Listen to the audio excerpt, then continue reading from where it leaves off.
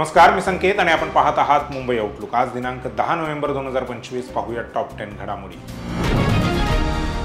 करुणा मुंडे यांच्या स्वराज्य शक्ती सेना पक्षाने पुणे येथून निवडणुका लढवण्याची घोषणा केली आहे। जिल्हा परिषद, पंचायत समिती आणि नगरपालिका यांसारख्या स्थानिक स्वराज्य संस्थांच्या निवडणुकांमध्ये हा पक्ष सहभागी होणार आहे। सध्या युतीसाठी 2 ते 3 मोठ्या पक्षांशी चर्चा सुरू असून कार्यकर्त्यांना योग्य संधी मिळावी अशी पक्षाची अट आहे। करुणा मुंडे यांनी स्वतः निवडणूक न लढवता पक्षाच्या उमेदवारांना पाठिंबा देणार असल्याचे सांगितले। पुण्यातील भूखंड घोटाळ्यांवर त्यांनी गंभीर आरोप केले। विशेषतः पार्थ पवार यांच्याशी संबंधित 1800 कोटींच्या जमिनीच्या व्यवहारावर प्रश्नचिन्ह उपस्थित केले। न्याय मिळत नसल्यामुळे आणि महिला व निष्पाप व्यक्तींना राजकारणाच्या गैरवापराने त्रास दिला जात असल्याने आपण पक्ष स्थापन केल्याचे करुणा मुंडे यांनी नमूद केले। मनोज जरांगे पाटील यांचे सहकारी गंगाधर काळकुटे यांना जीवे मारण्याची धमकी मिळाली असून एका अज्ञात व्यक्तीने काळकुटे यांना संतोष देशमुख यांच्यानंतर तुमचाच नंबर आहे अशी धमकी दिली आहे। जर हिम्मत असेल तर परळी येथील जगमित्र कार्यालयात येण्यासही त्यांना आव्हान दिले आहे। जरांगे यांच्या हत्येचा कट रचल्याप्रकरणी आरोपी दादा गरड यांचा एक व्हिडिओ समोर आला आहे। या व्हिडिओमध्ये धनंजय मुंडे यांना 20 ते 30 कोटी रुपयांची ऑफर दिल्याचा दावा करण्यात आला आहे। या धमकीच्या घटनेमुळे राजकीय वर्तुळात खळबळ उडाली आहे।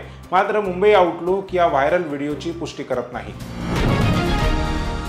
काँग्रेस नेते विजय वडेट्टीवार यांनी आगामी मुंबई महानगरपालिका निवडणूक काँग्रेस स्वबळावर लढणार असल्याची महत्त्वपूर्ण घोषणा केली आहे।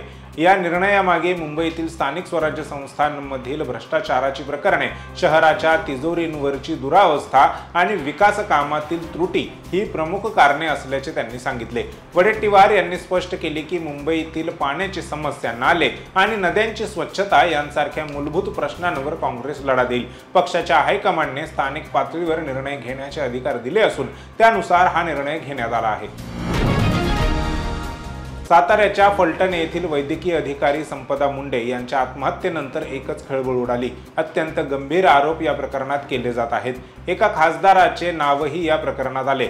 संपदा मुंडे यांनी आत्महत्या करण्याच्या अगोदर एक नोट तळहातावर लिहिली। या नोटमध्ये त्यांनी PSI गोपाळ बदने यांसह प्रशांत बनकर यांची नावे लिहिली। ही आत्महत्या नाही तर हत्या असल्याचा दावा करण्यात आला। या प्रकरणात विरोधी पक्ष आक्रमक होताना दिसला। संपदा मुंडे या बीड जिल्ह्यातील नसून त्या काही वर्षांपूर्वी फलटणच्या रुग्णालयात वैद्यकीय अधिकारी म्हणून कार्यरत होत्या। फलटणच्या हॉटेलमध्ये जाऊन त्यांनी जगाचा निरोप घेतला। आता काँग्रेस संपदा मुंडेंच्या न्यायासाठी आक्रमक होताना दिसत आहे। त्यासाठी त्यांनी आज मुंबईत आंदोलन केले। राज्य महिला आयोगाच्या अध्यक्षा रुपाली चाकणकर यांच्यावर टीका करणं रुपाली ठोंबरे पाटील यांना चांगलंच महागात पडलं आहे।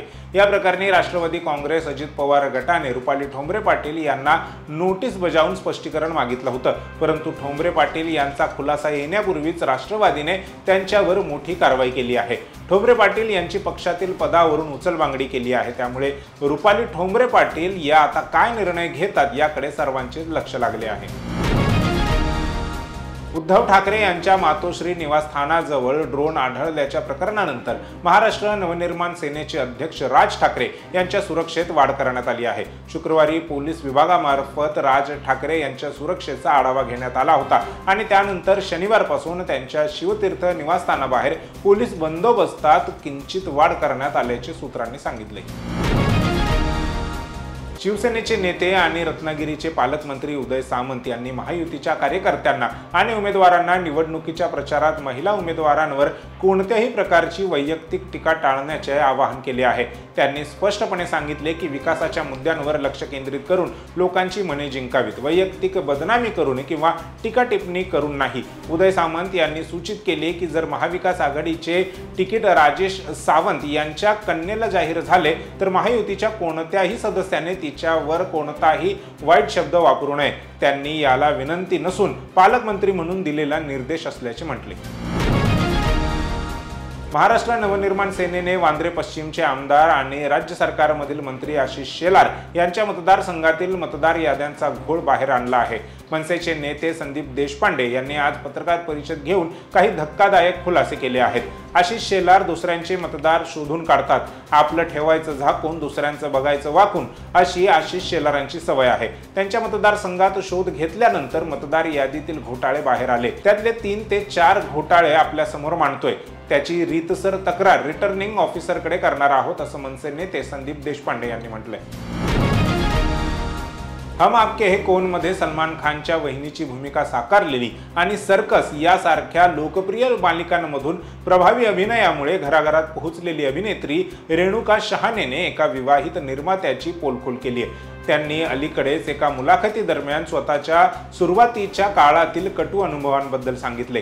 त्यांच्या करिअरच्या सुरुवातीला आलेला एक घृणास्पद प्रस्ताव ऐकून मी आणि माझे आई दोघेही सुन्न झाल्याचं त्या म्हणाल्या. त्यांनी हे देखील सांगितलं की चित्रपटात मोठे नाव असूनही आणि फिल्मी घराण्यातील असल्याने रवीना टंडन सारख्या अभिनेत्रीला देखील सेटवर स्वतःच्या सुरक्षिततेसाठी सतर्क राहावे लागले होते. टीम इंडियाची पुढील मालिका भारतात दक्षिण आफ्रिकेविरुद्ध होणार आहे. दक्षिण आफ्रिकेचा भारत दौरा 2025 याची सुरुवात 14 नोव्हेंबरला खेळल्या जाणाऱ्या पहिल्या कसोटी सामन्यापासून होईल. या दौऱ्यात भारत आणि दक्षिण आफ्रिका यांच्यात 2 कसोटी, 3 एकदिवसीय आणि 5 T20 सामने खेळवले जाणार आहेत. कसोटी मालिका वर्ल्ड टेस्ट चॅम्पियनसाठी महत्त्वाची ठरणार आहे.